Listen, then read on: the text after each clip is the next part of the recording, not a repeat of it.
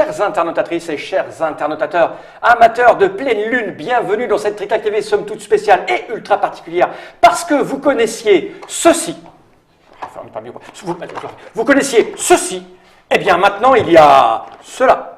Et cela, c'est quoi? C'est Nouvelle Lune, l'extension numéro 1 de Les Loups-Garous de Tierce-Lieu. Et Les Loups-Garous de Tierce-Lieu, ce sont ces deux auteurs. J'ai nommé M. Hervé Marly. Comment ça va bien, M. Hervé Marly? Ben, toujours de mieux en mieux, j'ai l'impression. Ouais. Et de l'autre côté, nous avons l'autre co-auteur, éditeur, maître de conférences et de cérémonies, M. Philippe Despalières.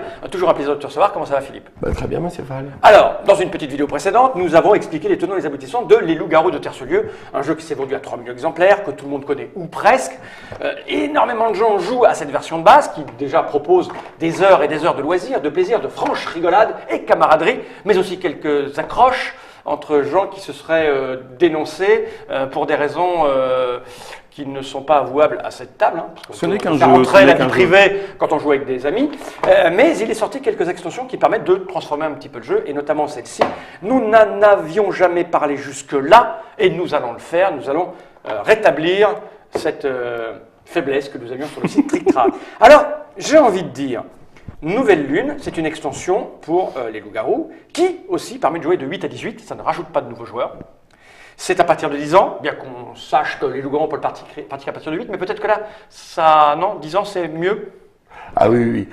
C'est une extension même qui est meilleure pour les meneurs de jeu. Ok. En fait, on a refait une extension depuis que vous irez voir ces personnages, mais qui avait eu des vidéos, que je conseille d'acheter d'abord l'autre, qui est plus facile à jouer, et d'acheter celle-là en troisième. Celle-là rajoute une couche de complexité, de richesse, parce que, contrairement à ce que vous disiez et que nous écrivions, ça nous permet de jouer à plus, puisqu'on peut avoir plusieurs villages qui jouent les uns entre les autres. Quand on achète l'autre boîte. Non, celui-là, d'accord. Ah, pourquoi tu as mis 8-18? Parce qu'on a mis 8-18. Ouais, pour que ce soit, voilà, pour que quand tu l'es comme ça, tu. Mais dans l'extension, en fait, en fait, l'extension comporte plusieurs choses. Ok, on va l'ouvrir. Je vais te sortir le matériel et tu vas nous l'expliquer. Oui, d'accord? C'est extrêmement riche. Ok, on l'ouvre. Combien ça coûte? Pareil, 10 €? 10 € et quelques. Et quelques. Alors dedans, nous avons un petit livret de règles que nous allons montrer quand même, parce que je vais le mettre là. Parce que c'est important que les gens voient que l'écoute de cette Trick Track TV va leur permettre de ne pas lire, bien que je conseille toujours fortement d'aller vérifier tous les petits détails, parce que vous n'allez pas tout retenir. Donc en gros, il y a des Au cartes. début, c'est des variantes. C'est des variantes pour changer un petit peu le jeu. Donc la claire de lune, machin, c'est des titres de variantes. Murmure. Ça vous permet de jouer une variante différente. Il y a même une variante que vous allez voir, ça va vous faire bizarre. La peste noire, regarde bien comment c'est écrit. Oh là là, c'est à l'envers! Eh ben mais oui. c'est mal imprimé! Non. Je vais me faire rembourser! Mais non, c'est pour que seul le meneur de jeu la voit, parce que c'est une variante surprise. Et donc, c'est pas la peine que tout le monde l'ait vu tout le temps. Ah, il faut donc aller il faut le regarder dans un miroir. Voilà. Le privilège du meneur de jeu. Là, il y a des nouveaux forcément personnages. Nouveaux personnages qui sont sous forme de petits autocollants que vous allez poser sur vos cartes villageois qui vous permettent de transformer. Juste pile là, tu vois. Ouais, tu prends ça, tu l'enlèves et tu le colles dessus. Voilà, et qui vont donc modifier des personnages. Et la troisième chose, c'est un paquet de cartes événements qui sont un outil fabuleux pour vous donner de l'inspiration en tant que meneur de jeu. C'est-à-dire que c'est un événement qui va se passer au début de la journée et qui va modifier légèrement le jeu. Soit vous les préparez à l'avance comme un meneur de jeu de rôle. En fait, ça vous rend un peu plus meneur de jeu de rôle. Ça vous permet de créer des cas, des variantes, vous donner des pistes de réflexion. Soit vous les tirez au hasard tous les 3 tours pour donner du piquant. Soit même, moi ça m'est arrivé pour une idée de partie, de prendre juste une carte et puis du coup d'inventer un contexte, ça vous donne des idées quoi.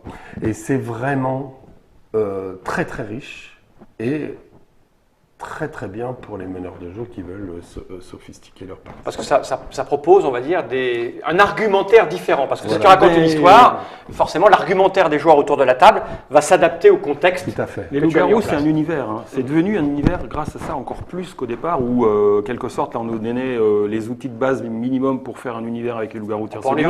Avec ça, ça devient d'une richesse énorme. Par exemple, là, c'est la cueillette sylvestre.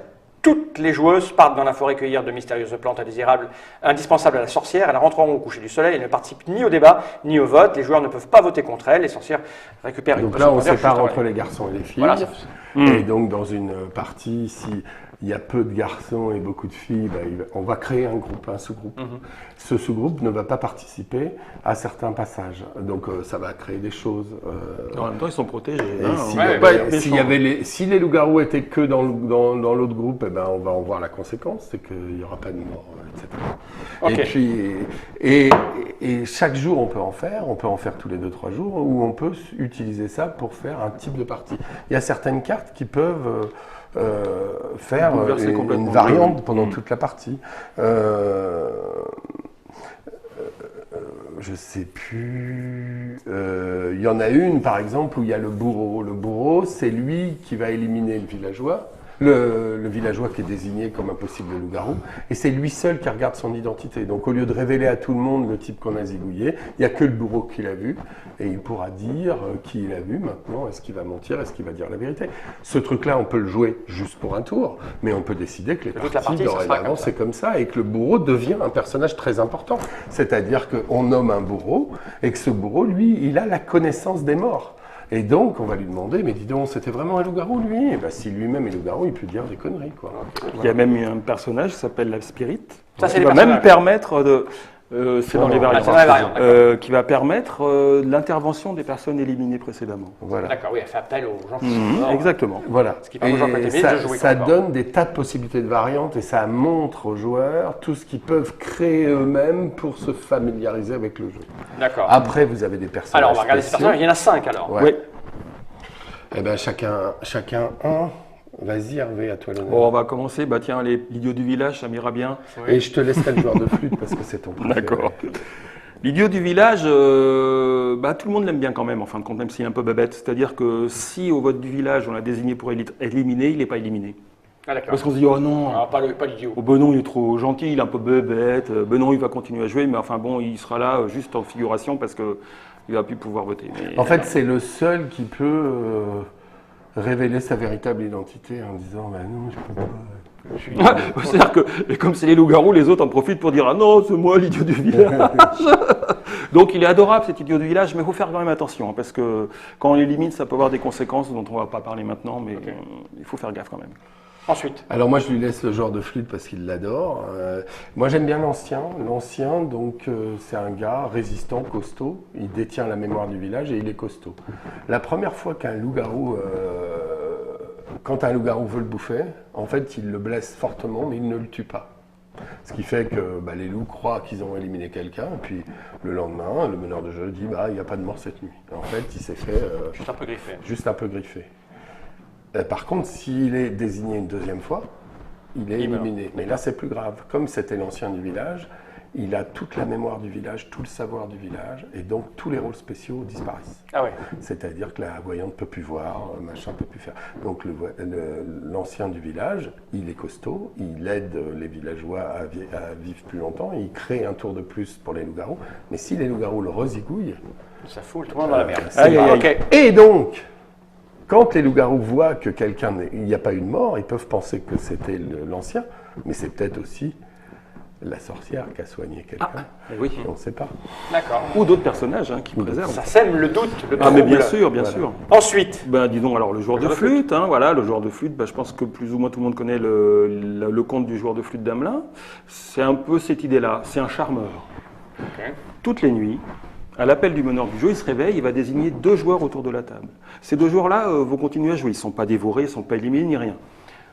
Le joueur de flûte va se rendormir, les 2 joueurs qui viennent d'être charmés se réveillent, simplement ils constatent qu'ils ont été charmés par le joueur de flûte.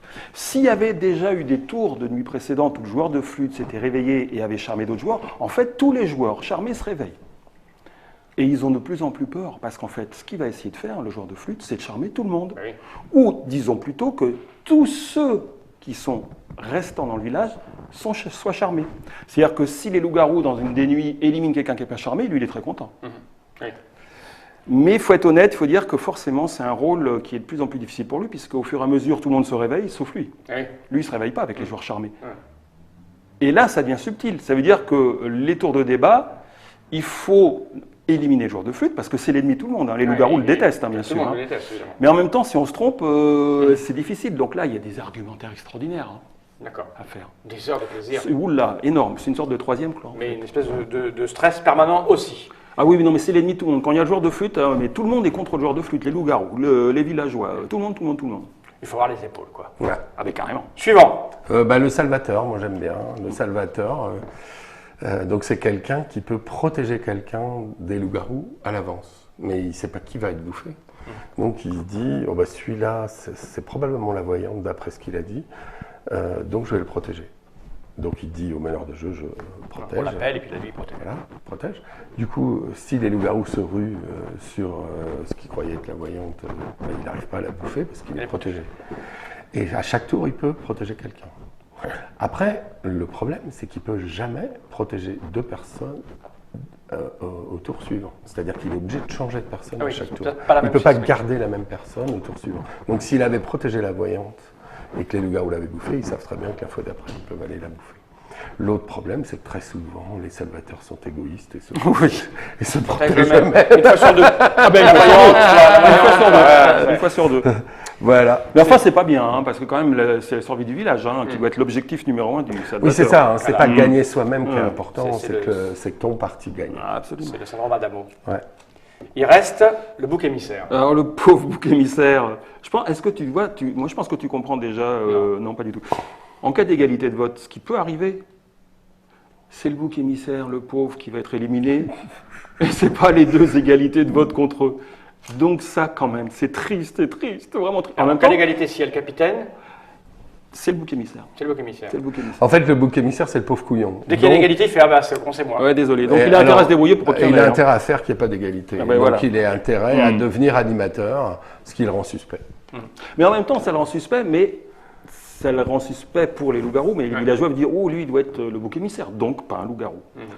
Voilà, c'est un rôle difficile, bouc émissaire, t'es pas forcément content de tomber dessus, mais si tu gagnes avec, c'est la gloire. C'est le niveau au-dessus, t'es level 72. C'est genre un handicap sur la gueule, quoi. Oui, oui. Okay. Je tenais à vous dire des petites variantes, parce que n'oubliez pas que les variantes sont importantes. Donc la variante de la peste, je ne vais pas vous la raconter, mais il y a la variante de plusieurs villages, donc tu peux jouer à plusieurs villages et il y a une règle qui fait qu'on peut passer de village en village. Donc en fait, imaginez que vous êtes 60 à vouloir jouer au loup-garou, que vous avez pas mal d'espace, vous allez jouer dans une pièce, un premier village, un deuxième village, un troisième village, et il va y avoir des meneurs de jeu pour chaque et un animateur pour l'ensemble qui va autoriser des déplacements de village en village. Quand tu sens que c'est chaud pour toi ou au contraire, quand tu sens que les villageois vont gagner et tu vas aller aider un autre village qui t'appelle, bah, tu repars dans un autre village avec ta carte. Donc ce qui peut faire que tu arrives dans un autre village avec une carte de voyante et qu'il y a déjà une voyante, etc. C'est très très drôle. Sauf que malheureusement, en ces temps d'élections sinistres, je tiens à vous dire que très souvent les gens se méfient et que très souvent... Un nouveau arrivé. Oui, bizarrement, les étrangers sont sentis comme suspects. Les migrants, bizarrement, se font éliminer là. Ok, donc on a vu... où est la boîte? Elle est ici. On a vu tout ce que contenait, proposait cette boîte. Je tiens à dire que c'est une extension sous-estimée. Elle est vraiment intéressante, mais pas pour les débutants. D'accord, il faut déjà avoir un certain niveau. Ouais, il faut avoir un niveau, une envie, un plaisir supérieur. Mais si on l'a, ça va vous aider à vraiment être bon, quoi. À renouveler toute cette petite chose. Donc là, on a ça, les loups-garous, le jeu de base qui coûte 10 €. Quand on a fait des centaines de parties avec ça et qu'on a envie de passer à un niveau supérieur, qu'on a des amis qui sont des super argumenteurs, même des dizaines, ça suffit. On passe à cette chose qui s'appelle Nouvelle Lune, extension numéro 1, les loups-garous de Tierce-Lieu, de Hervé Marly et Philippe Despalières, édité par lui-même. 10 € aussi. Pareil. On a tout dit? Parfait, c'est extraordinaire. À bientôt pour de nouvelles Et non, on n'a pas dit un truc, c'est que c'est les 10 ans exactement de Nouvelle Lune, puisque c'est sorti en mars 2006. Ah ben voilà. 10 ans, j'avais oublié que c'était en mars. 15 2005 ou 2006 10 ou 5, il me semble. 2005 ou 2006, je ne sais plus. C'est pas beau de vieillir. 11 ans. Regardez. 11 ans, c'est un peu comme 10 ans. Oui, avec un an de plus. Vieillir, c'est bien. Très bien, c'est la seule façon de ne pas mourir. Non, mais ça fait une dizaine d'années qu'elle est là, cette extension. C'est votre dernier mot, monsieur Philippe Despalières? Oui. Je passe. Jenny Wright.